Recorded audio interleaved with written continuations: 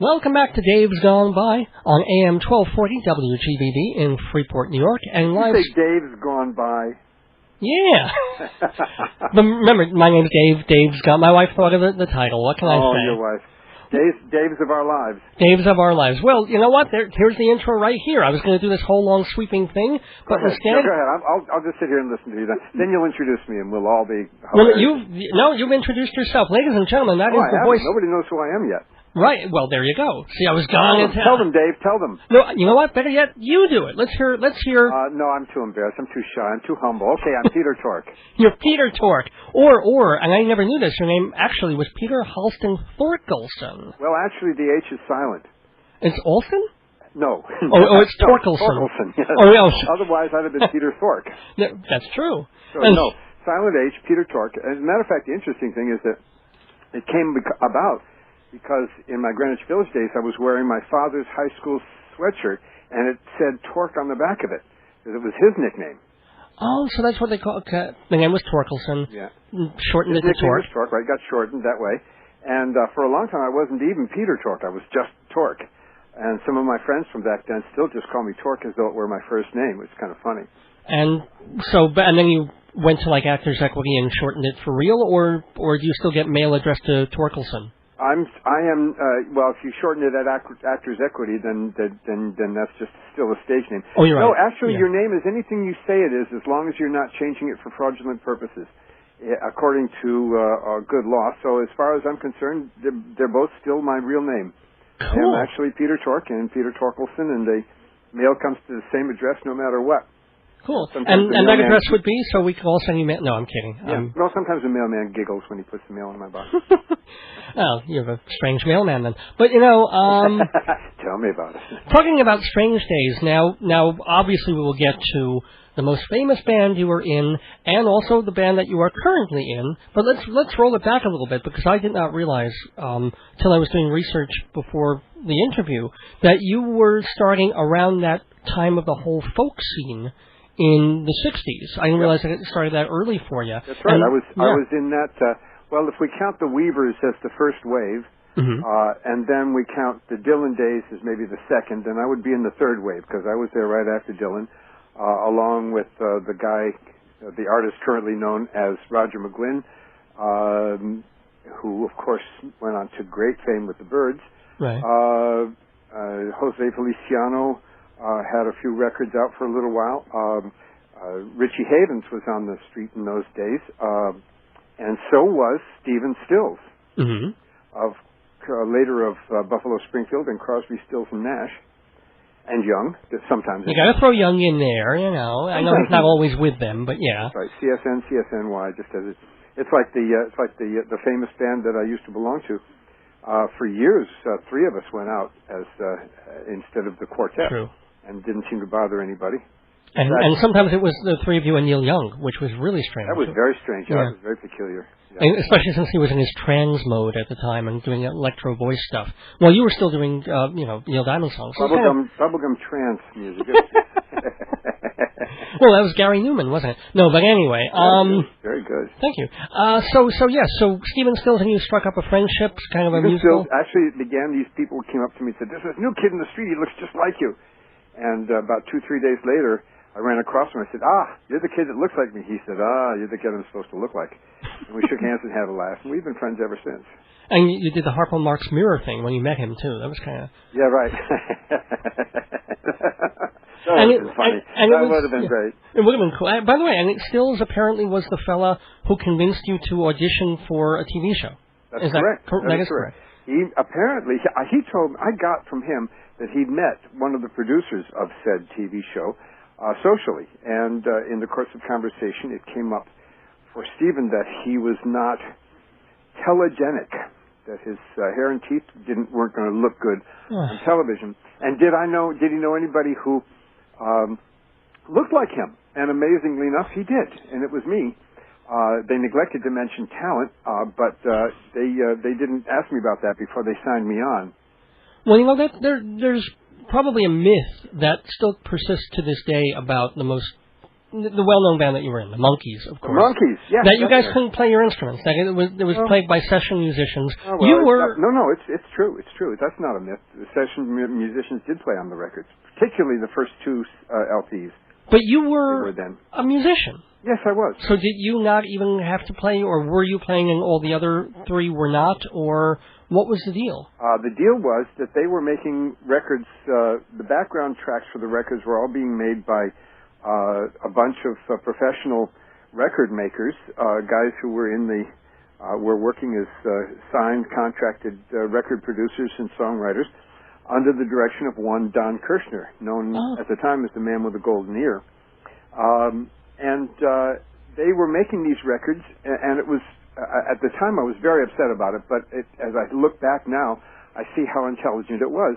We were four young actors. They'd chosen us because we weren't conventional Hollywood actor types who knew the ropes and knew how to be professional, and they wanted wild and crazy guys, and it meant that it was a lot more difficult to make a TV show than it otherwise would have been. And we were working all the time making television, and they needed records out, and they made records and put them out. One of us was singing lead on every cut. Right. It was always somebody singing leads.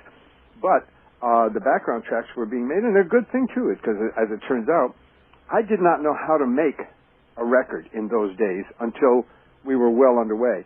I learned how to make a record, and I think I can make a good record now, but I didn't have any idea then. And so it really was critical. It was required that somebody else make the records while we were making the TV show, because clearly, with the Monkees, the most important thing was that the faces appear on the screen.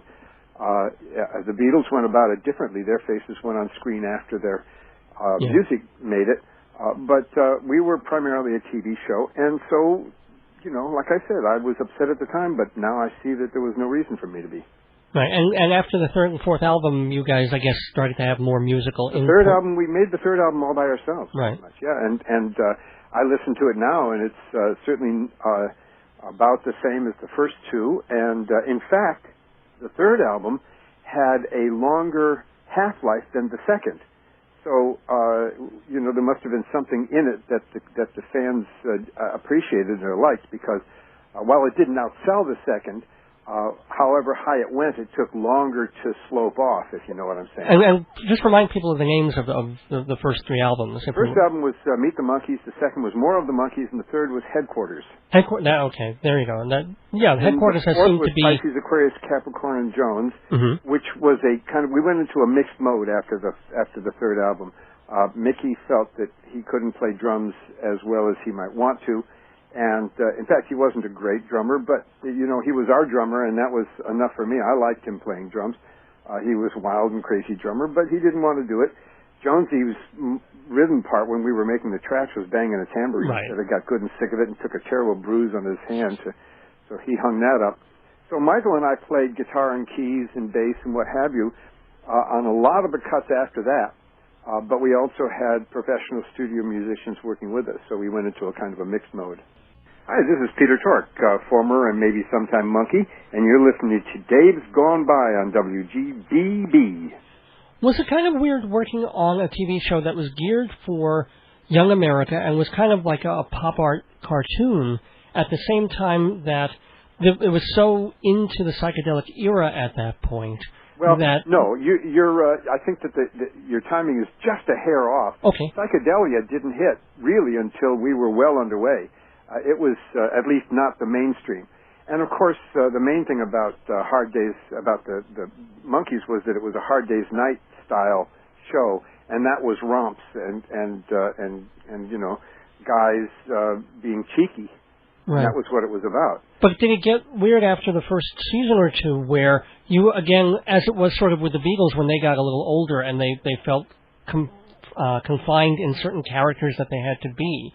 Was there a point when you were already getting a couple of years older, a little more seasoned, and yet you had to run around and still be crazy, goofy people? I mean, or was it fine? No. Crazy, goofy was what we did best. I'm crazy and goofy to this day. Good. And maybe if you're a really good boy, I'll be crazy and goofy for you sometime in the near future. But in the meantime, no, we stretched out. The Monkee movie was us getting pretty psychedelic, actually. It was, I don't know if you've seen it, but it was a very surreal, well, no, I beg your pardon. Let's see, what is it? Yes. Head. It was impressionistic. Yeah, Head. It was surreal and impressionistic. It was not abstract, as it turns out, because there's actually something going on there. But it was, we were honoring the psychedelic times for sure. And when the time came. I mean, people may not remember this, but there's actually an episode of the Monkees with Frank Zappa in it. That's right. Well, he playing the bicycle, or guessed it with Michael Nesmith. It's really interesting. You know, Michael looks one of the things to me. Michael and Michael put on a Zappa nose and hair and mustache to try to look like Zappa, and it's the two of them. It's really interesting, except that Zappa is like really a hard-working, cold-blooded guy in a lot of ways. And well, was. I mean, he's yeah, right, was. And Nesmith looks like a cream puff pastry. Do you have any memories of not only meeting Zappa, but let's say if you guys ever met the Beatles or some of the major icons of it? Well, what are some specific recollections? We met the Beatles and the Monkees, three of the Monkees. I can't remember, or at least two. I thought it was, I forget which one of them. Ringo didn't show. And I think neither Michael nor David came, but Mickey and I went and met the other three Beatles, and of course it was fabulous. You know, what the hell? This is my idols. Get to meet them and hang out and laugh and have a few jokes. If somebody was nearby, and like Mick Jagger was recording in the next studio, and I said, "Mac, drop in and say hello." Nobody said, "No, you can't because you're just some schlub from the street." You know that aspect of things was fabulous, to be able to say, you know, hey, Mick Jagger's working. How are you? Nice to meet you. Well, one of the stories that fascinated me that was told when I was in an acting class back in college was a girl said that she remembered being taken by her mom to see the Monkees it was either Giant Stadium or Shea Stadium, some really huge, like, local stadium. And all these kids were there screaming with their you know, we love Mickey, we love Peter, we love, you know, young girls going crazy because these TV pop idols are going to be out there. But they had no idea what to make of the opening act, who was this very colorful black man with a guitar. I think you know where I'm going with this. As if everybody listening didn't. Oh, well, yeah, I mean, do you have any memories of being or of Jimi Hendrix being your opening act? Surely. Well. Of course. What do you think? I actually do remember much of the 60s. No, but I'm saying specific anecdotes. Yeah. Yeah, no. Well, yes, of course. Mickey and I saw Jimmy at Monterey Pop Festival. I didn't make Woodstock, but Monterey, I think Monterey was the better festival anyway, as it turns out for me. But I saw Jimmy, and I didn't get it because he burned his guitar, and The Who had just been on and just smashed their guitars. It was their act. Right. And I thought, I just saw this act. What the hell is this, you know? But Mickey got it. Mickey heard the fabulous musicianship, which I came to appreciate later. Mickey got arranged for Jimmy to be the opening act on the Monkees tour in, I think it was 67 or 68. And the kids were not ready for Jimi Hendrix. I mean, what they were interested in was, you know, their pop bubblegum rave faves, and here comes this nasty music. I mean, this music was like, I mean, it was, you know, of course. Look back on it, and it was the best music of the day. And I believe you have to say Jimi Hendrix will remain through history as the best rock guitar player ever. Of course, and ferocious. I mean, part of what made him great was that he had so much energy and drive, and it was so real. And the Monkees, one of the things about the Monkees was it was about escapism in large measure.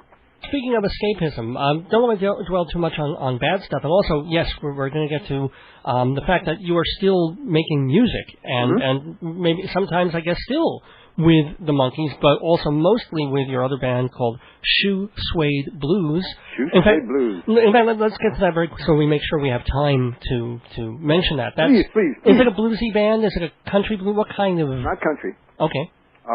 Very much out of the blues tradition.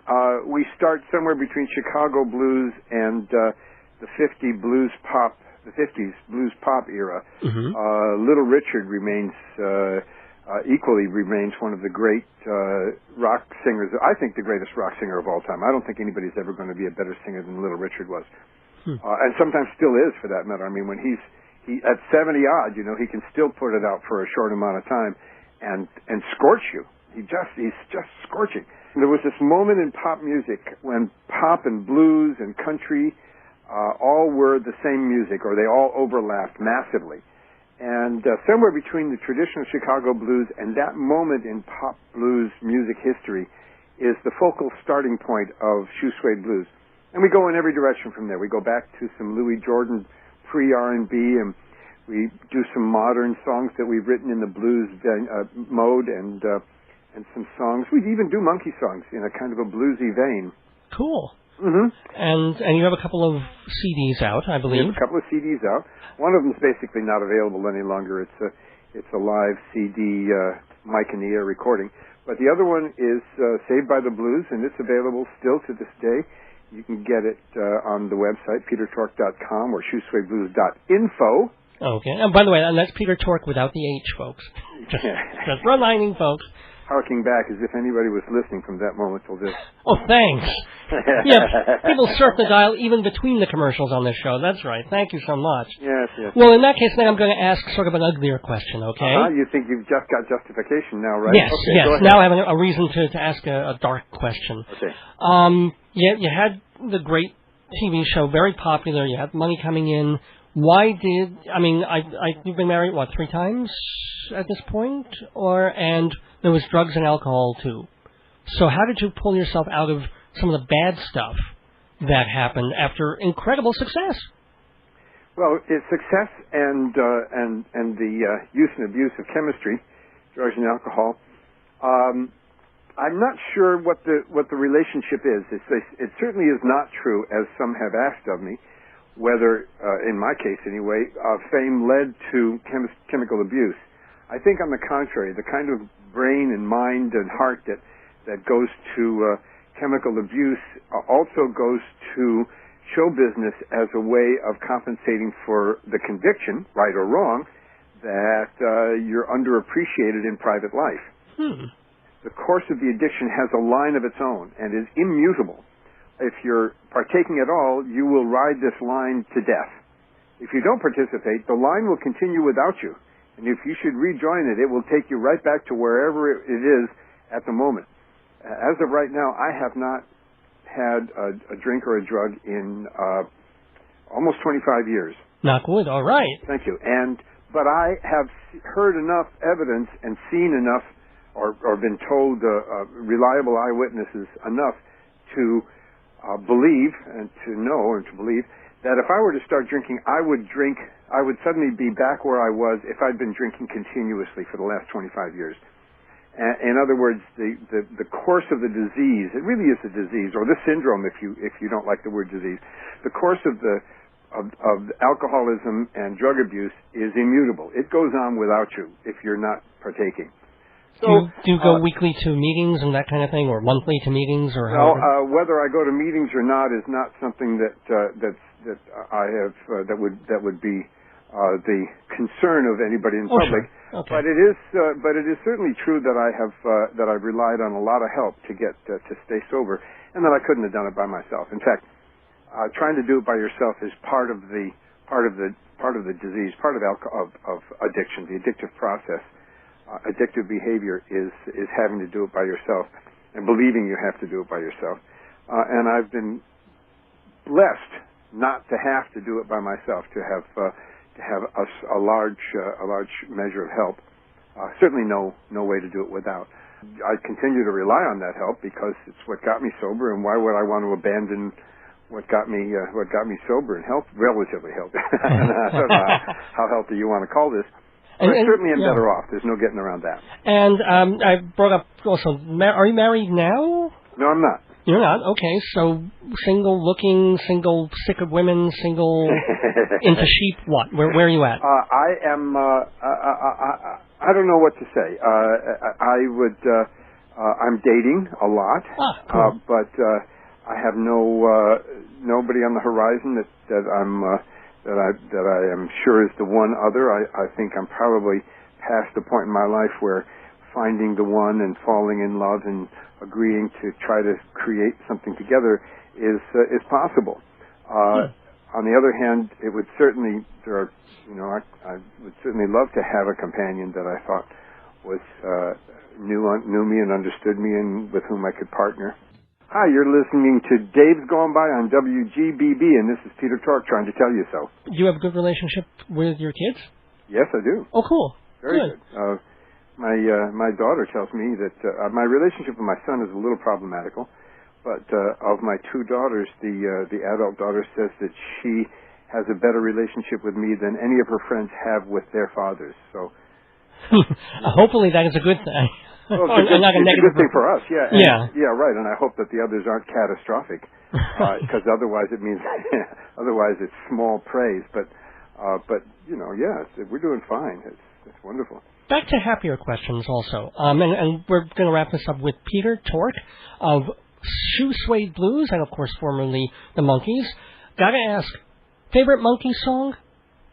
Ryu Shiu. Because? When you say song, I don't know. In some ways, that's not a Monkee song. Right. We did Ryu Shiu in front of the cameras for a Christmas episode, and it was the four of us sitting there singing live into the camera, and I think the vocal blend is astounding. It's a cappella, which is just, and I think it's ferocious. I think you can't tell who's singing what part. The vocal blend is so good throughout, so I'm very pleased with that. My favorite hit was Pleasant Valley Sunday. I think Head is my favorite album, CD now, because it's got two of my songs on it, and it's got a lot of psychedelia, and Jack Nicholson coordinated the CD from the soundtrack of the movie, and there's a couple of great Carole King songs on it, and overall, I think that's the most pleasurable single listening experience of a album/CD. Do you have a favorite song, period? Not necessarily a Monkee song at all, but just... No, there's dozens and dozens of really wonderful songs. It's impossible to choose among them. I mean, what are you going to do between Lady Madonna and What a Fool Believes, for instance? Or, I haven't heard anything recently that's totally knocked. The most recent thing that I loved, which I think is the music of Been Caught Stealing by Jane's Addiction, scorched me. I thought it was the best sounding cut I'd heard in 15 years, but I don't know about those lyrics. It seems a little strange to me. And so on, all these kinds of things. So there's no knowing. And I guess we can't really leave this without the usual question. Obviously, you've been asked the favorite question a few times because you were just like rattling those off. But the other one is, how often are you in contact with the other three, and when you guys doing another thing together, or in pairs or twosomes, that sort of thing? Nobody has any plans at the moment to join up with any of the others. There is some discussion of some possibilities. There's some faint possibilities wafting through the ether, but I don't. There's no knowing whether it'll come to anything. If it does, there might be what the fans call the Three Keys show this year. The 40th anniversary is coming up, which would be great to get started on something like that. But people are not deeply enthusiastic about the idea. There's drawbacks from everybody's point of view, so we don't know whether it'll happen or not. But it also could. So keep your eyes open. We're coming to your town. And you all still basically get along. I mean, maybe not if you're on a long 5-month tour. We don't have much to say to each other. We find that we don't have much of a community of interests. I don't talk to Michael at all, just because he kind of dumped on us. So, he was supposed to come and do a tour with us, and he just reneged without a word. Well, he's probably looking for a job right now because he was on the radio station in New York. I don't know if you... No. Oh, I'm sorry, not Michael. That's Mickey. Sorry, right. Mickey. Mickey doesn't need to worry. Well, no, certainly not. He's working all he wants, and Michael is pretty rich. He's not in Gates' league, but he's got a lot of money by my standards. Well, from the liquid paper, I think. His mother invented liquid paper, and that And so he's doing his own music and his own video stuff, although he's been rather quiet, I think, for the past few years. But are all three guys still sort of simmering about the fact that he's sort of like, well, I'm not doing this anymore. I'm kind of above this teen stuff I was doing. I won't. Well, you were kind of going there already. How can I talk for the other guys? I'm sorry. Okay, cool. Yeah. They might not give it a thought from one end of the year to the next, and I don't know that I would either if people didn't ask me. But I just know that I don't care to have anything to do with Michael as things stand. But as far as Mickey and Davey goes, if I have a lot of I still have a lot of respect for Michael. I'm not. This is not to say that he's proven to be useless as a human being or an artist. But I still have a lot of affection and respect for the other two guys as well. And if something came up, I'd be glad to be hanging out in their company. It's a lot of fun touring with those guys. They're funny men. The two of them, just hilarious. Great. Well, you know what? All day. Let's then close on something wonderful, like your favorite, most wonderful experience as a performer. And it can be with the Monkees or not necessarily. It can be with Suede Blues. But what I don't know. No, I can't do that for you. I haven't got a single favorite experience. My life is a bundle of joy from one end of the day to the next. Oh, please. Oh, okay. Well, I guess when you're sober for 25 years, it probably is. I'm exaggerating a little. Okay. Well, pick two moments that are wonderful for you. Well, this is a wonderful moment. I'm gazing over at my computer screen. It's showing me pictures of the cosmos on my screensaver, and that's just a wonderful visual. Oh, you're looking at porn. Admit it. You're looking at porn. Don't lie. I'm kidding. Not to say I never have or wouldn't again, but I certainly am not at the moment. It's a great, wonderful picture of the moon on a brilliant LCD screen, and I'm currently wandering around a house whose core was built in 1755.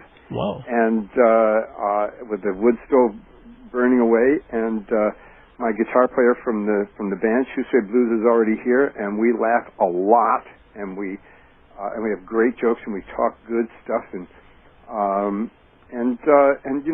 what could be finer? Come the late winter and the spring, I'll go down into the fields and start tapping the trees and make some maple syrup. And nice. Life is really nice for me right now. I gotta say, you know what? You're convincing me. Maybe it is pretty much all smiles from morning till night. That's pretty, not bad. That's it's cool to hear. It's not that there aren't things that are disappointing that happen now and again. A bad episode of West Wing will just really bring me down. Well, Peter Tork, you've brought us all up for a half hour of wonderful conversation. Thank you so much, Dave. Wish you best of luck with Suede Blues and everything that you do. Thank you. Thanks.